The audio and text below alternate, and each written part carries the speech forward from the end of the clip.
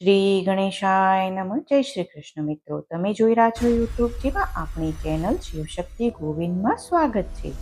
આજે આપણે આ વિડીયોમાં નૃષિ ચતુર્દશીની વ્રતકથા અને મહાત્મ્ય વિશે જાણીશું. નૃષિ ચતુર્દશી એ વૈશાખ સુદ 14ને દિવસે ઉજવવામાં આવે છે. નૃષિ ભગવાનનું એ દિવસે પૂજન કરીને આ વ્રત કરવામાં આવે છે. વૈશાખ માસની 14ને દિવસે સાયકાળે ભગવાન ઋષિ રૂપે શોણિતપુરમાં પ્રગટ્યા હતા. આ વ્રત નૃષિવ્રત કહેવાય છે. આ દિવસે પ્રાતકાળે સ્નાન પછી વ્રત આરંભ કરવું. વ્રત કરનારે પાપીનો, સ્ત્રીઓનો, ક્રોધ થાય તેવા સ્થાનોનો સંગ ત્યજવો. મધ્યાહને ફરી સ્નાન કરી ભગવાન ઋષિદેવનું પૂજન ભાવપૂર્વક કરવું. મંડલ પૂરી તેના પર તાંબાના ગઠની સ્થાપના કરવી. તેના પર વાંસની છાબડી ઢાંકવી. નૃષિ લક્ષ્મીની સુવર્ણ પ્રતિમા મંડલમાં પધરાવી તેને ષોડશોપચારે પૂજવા.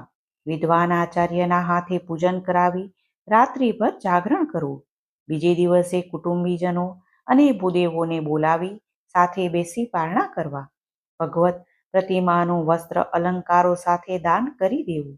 આમ કરનાર અક્ષય કીર્તિને વરે છે અને હિરણ્યકશિપુ અને હિરણાક્ષી જેવા પ્રબળ વૈરીઓના ત્રાસમાંથી મુક્ત થાય છે. હિરણ્યકશિપુને હણ્યા પછી ભગવાન પોતાના બાળભક્તને ગોદમાં લઈ રમાડતા હતા. ત્યારે પ્રહલાદે પ્રશ્ન પૂછ્યો, ભગવાન વિષ્ણુ, આપ મારે માટે આવું સ્વરૂપ લઈ ભૂતલમાં પ્રગટ્યા અને મને આપની દિવ્ય નિષ્કામ ભક્તિ પ્રાપ્ત થઈ, એ શા કારણે? ભગવાન બોલ્યા, વત્સ પ્રહલાદ, પૂર્વે ઉજ્જયિનીમાં સુશર્મા નામે વેદ વેદાંતો સંપૂર્ણ જ્ઞાત બ્રાહ્મણ રહેતો હતો. તેમની પત્નીનું નામ સુશીલા હતું. સુશીલા સાચે જ સુશીલવતી હતી.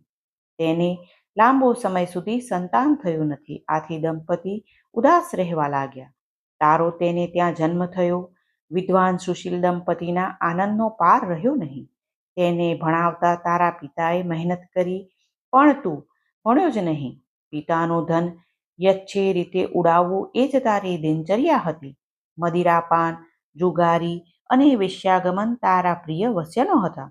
પિતાના મૃત્યુ પછી તું વેશ્યાના ઘરમાં જ રહેવા લાગ્યો. એક દિવસ તમારા બંનેમાં વાતમાં ઉગ્ર કલહ થઈ ગયો. બંને રિસાયા અને જમ્યા વિના આખો દિવસ ભૂખ્યા પડી રહ્યા. રાત્રે જાગતા જ રહ્યો. આ દિવસ મારી જન્મ જયંતીનો હતો. તમારાથી અજાણતા વ્રત થઈ ગયું. પુણ્ય ભોગે તું દૈત્યકુળમાં અધમ કર્મો કરવા છતાં ભક્ત થયો.